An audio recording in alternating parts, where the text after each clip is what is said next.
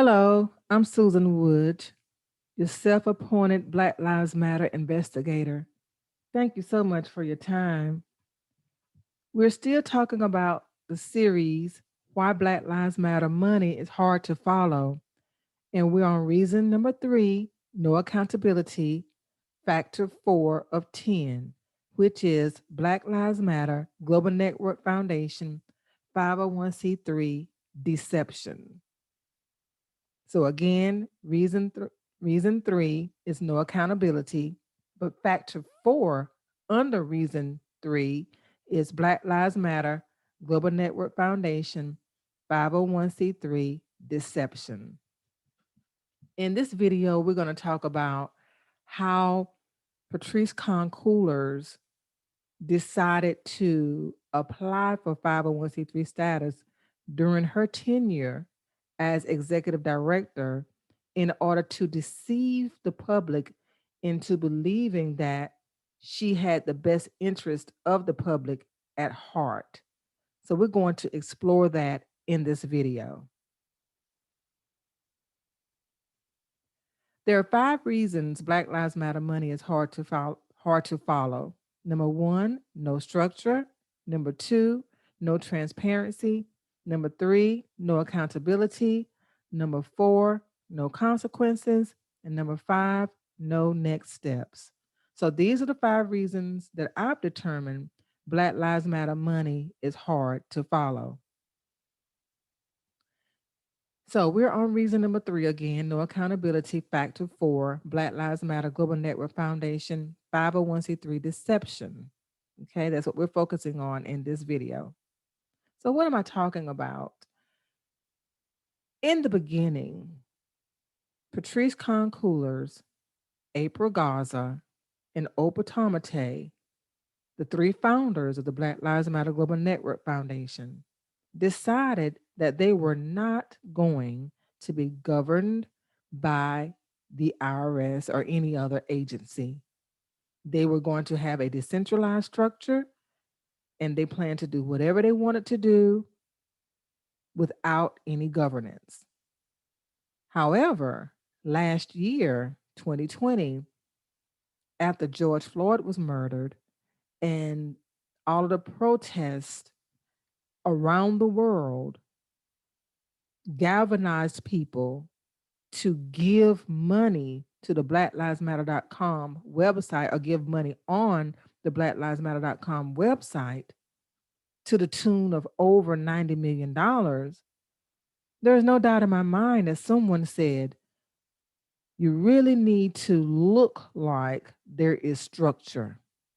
You really need to stop using fiscal sponsors to govern your finances and your administrative tasks.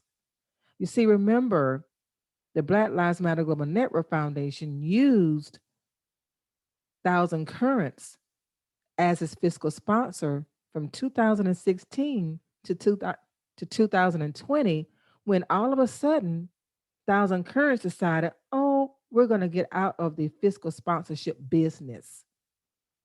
So we are going to make a joint announcement with the Tides Foundation to announce that the Tides Foundation is now the fiscal sponsor of the Black Lives Matter Global Network Foundation. That was in July. While that was going on, obviously now, the Black Lives Matter Global Network Foundation team was in the process of earning 501c3 status. So there's a lot going on during the summer of 2020 regarding governance of this organization. I call this a deception because they're trying to deceive us, the public, into thinking that they are structured, they are organized, and they are governing themselves the way a 501c3 should. Now, here is an image of the top portion of the determination letter for the Black Lives Matter Global Network Foundation. As you can see in the top right corner, the date of the letter is 12/2/2020. So this is the date on the letter that the IRS sent to the Black Lives Matter Global Network Foundation team, and I'm assuming Patrice Coolers because she was serving as executive director at that time. She received this letter indicating that they received 501c3 status. Here is the employee identification number. The person to contact is Mitch Steele. If you have any questions about this determination letter, that's the IRS representative that processed the application. You notice the accounting period ending is December 31st. And also, you notice it is a public charity.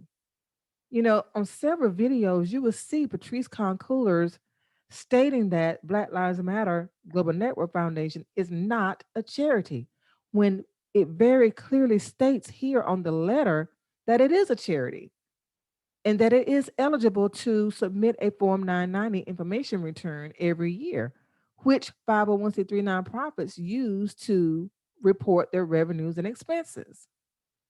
Now, the effective date of exemption was actually August the 28th, but it's not unusual for the IRS to award exemption and then provide the letter a few months later. Let me say that again. It's not unusual for the IRS to award 501c3 tax exempt status to a nonprofit organization in 1 month and then a few months later actually send out the letter. I don't know what the delay is in that process, but that is not something that's unusual. And then finally, contribution deductibility means if you give money to the Black Lives Matter Global Network Foundation, you can deduct it. So all of that, all of this information lets you know that it is a charity in which you can make tax deductible donations. That means I can donate if I wanted to this organization and then write it off on my taxes. It has that type of status, which again is something that the founding members said they would never do.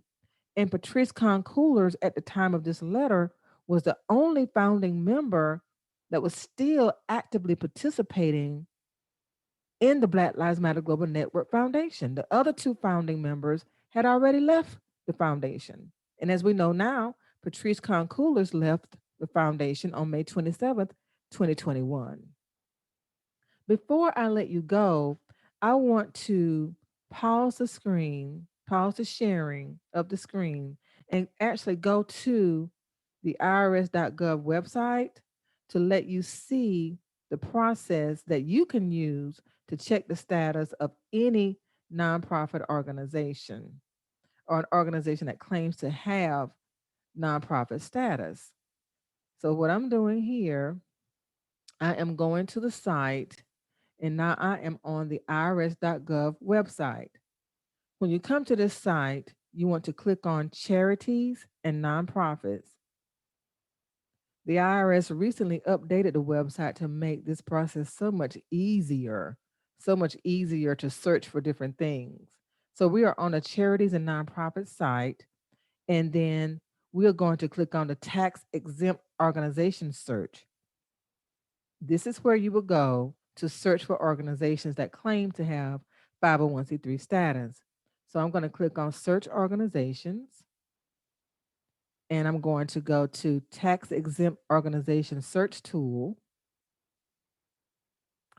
And then I'm going to click on search for tax exempt organizations.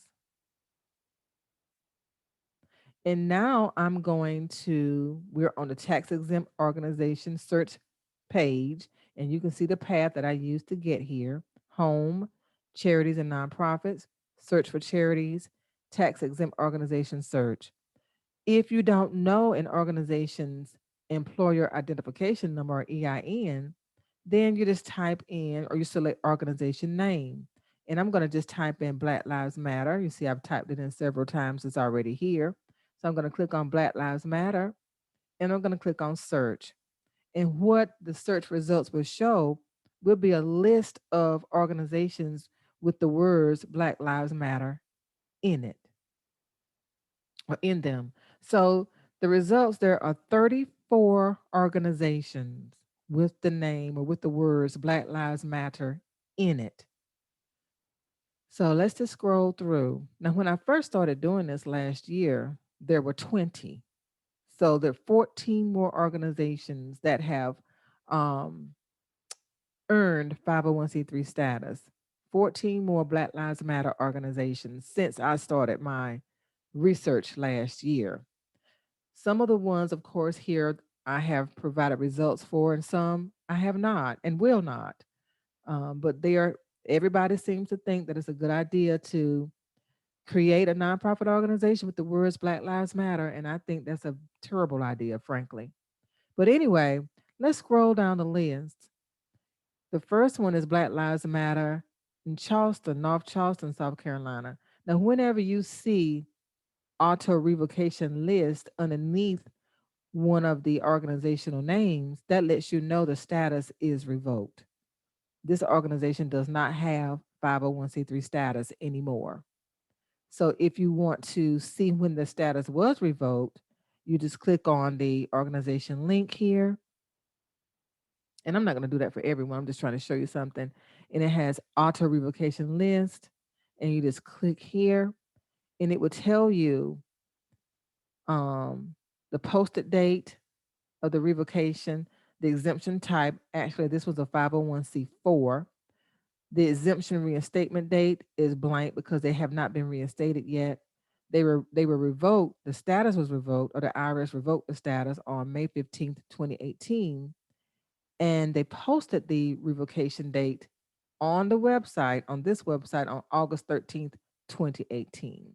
So I just wanted to let you see that so that when you're looking through not only Black Lives Matter nonprofit organizations, but any nonprofit organization that claims to have the status, you can, I'm gonna go back and bring this up again, the search results. You can go here, come here and just look through and see what the status is. So again, there are 34 organizations with the words Black Lives Matter in it in some form. I'm going to look for the one for the Black Lives Matter Global Network Foundation. So I'm just scrolling down. Now, this is not it. Black Lives Matter Foundation, and I made a mistake in one of my early videos in thinking that it was the Black Lives Matter Global Network Foundation, but this is a different foundation in California with the same exact name, except it doesn't have Global Network Foundation. But here's another one, Black Lives Matter Foundation, Black Lives Matter Foundation Incorporated. And you may be wondering, well, how in the world can so many organizations have the same name? The reason is the Copyright Office will not provide copyright protection on the name Black Lives Matter. It's just too commonly used. Despite that, people still apply for copyright protection, and the Copyright Office would take the $250 and reject the application every single time. But there, if you go to the Copyright Office and just search for Black Lives Matter, you will see several applications because they post the applications and the results of the applications on the website. A whole list of people who have tried to copyright the words Black Lives Matter and they've been rejected for the copyright because they refuse to copyright it due to the um, commonality of the name. But here is the Black Lives Matter Foundation that I'm looking for, I believe, in Oakland. So let's see.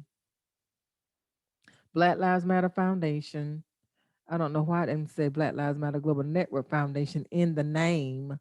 I don't know why they named it Black Lives Matter Foundation instead of Black Lives Matter Global Network Foundation. But here is the determination letter that I was telling you about.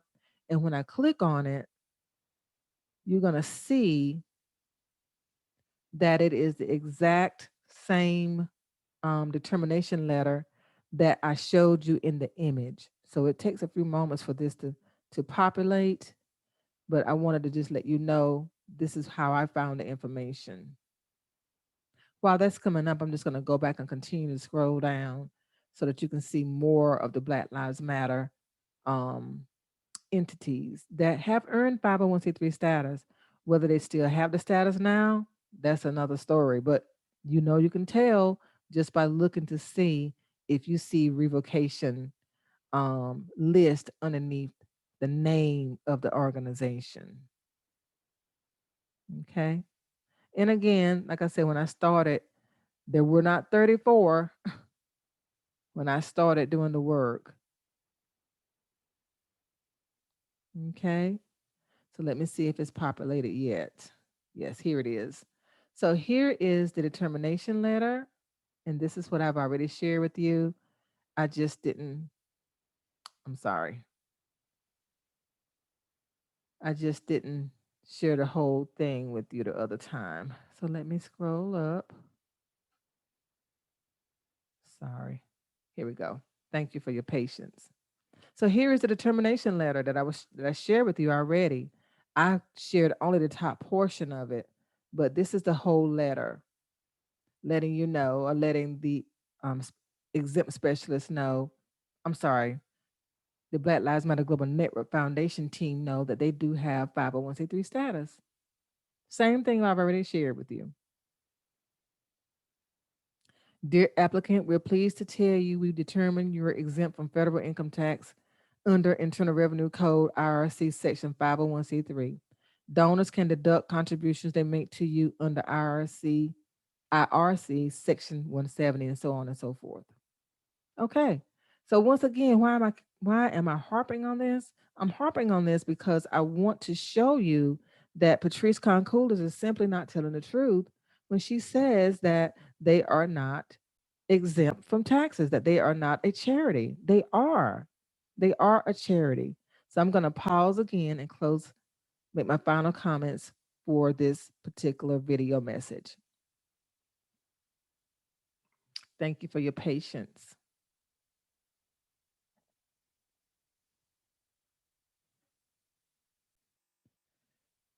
Once again, I thank you so much for your support over the past year. It's been a year since I started the investigations, and I am going to end the investigations on June the 30th, 2021, in the next couple of days. So I have quite a few videos to upload for you to review if you choose to. I'm going to return to the original intent of my YouTube channel, and that was to help people start, fund, manage, and sustain 501c3 nonprofit organizations, to upload videos to walk people through the steps in achieving those goals. I am going to compile all of my results from my investigations into one report, and I'm going to pass that information on to the FBI, the IRS, the CEOs of the major corporations that supported Black Lives Matter, and major news networks. What happens to them after that? What happens to the report after that? I don't know. I hope someone follows up and will take action, but only time will tell. Again, I just want to say thank you, though, for your support of me over the last year. Have a great day.